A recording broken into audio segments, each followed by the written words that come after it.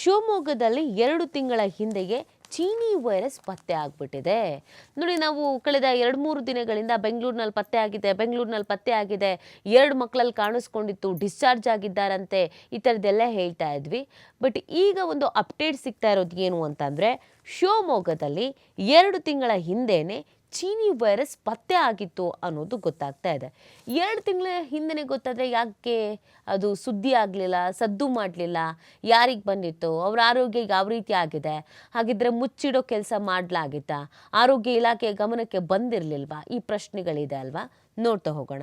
ನೋಡಿ, 5 ಮಕ್ಕಳಲ್ಲಿ ಸೋಂಕು ಪತ್ತೆ ಆಗಿತ್ತಂತೆ. ಎಲ್ಲರೂ ಚೇತರಿಕೆ ಆಗಿದ್ದಾರೆ ಅನ್ನೋದು ಗೊತ್ತಾಗ್ತಾ ಇದೆ. ಸಾಮಾನ್ಯ ಪರೀಕ್ಷೆ ವೇಳೆ ಪತ್ತೆ ಆಗಿದ್ದಂಥ ವೈರಸ್ ಅನ್ನೋದು ಗೊತ್ತಾಗ್ತಾ ಇದೆ. ಚೀನಾ, ಜಪಾನ್ ಮಾತ್ರವಲ್ಲದೆ ಭಾರತದಲ್ಲಿಯೂ ಕೂಡ ಸದ್ದು ಮಾಡ್ತಿರುವಂತಹ HMP 2 ತಿಂಗಳ ಹಿಂದೆಯೇ ಶಿವಮೊಗ್ಗಕ್ಕೆ ಬಂದು ಹೋಗಿತ್ತು ಎಂಬುದು ತಡವಾಗಿ ಬೆಳಕಿಗೆ ಬರ್ತಾ ಇದೆ.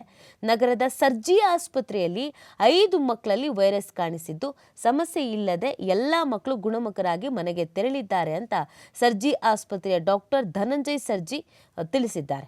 ಶಿವಮೊಗ್ಗ ಮತ್ತು ಸುತ್ತಮುತ್ತಲಿನ ಗ್ರಾಮೀಣ ಪ್ರದೇಶದ ಜ್ವರ, ಶೀತದಿಂದ ಬಳಲುತ್ತಿದ್ದಂಥ ಮಕ್ಕಳು ಆಸ್ಪತ್ರೆಗೆ ದಾಖಲಾಗಿದ್ದಾರೆ ಅನ್ನೋದು ಗೊತ್ತಾಗ್ತಾ ಇದೆ.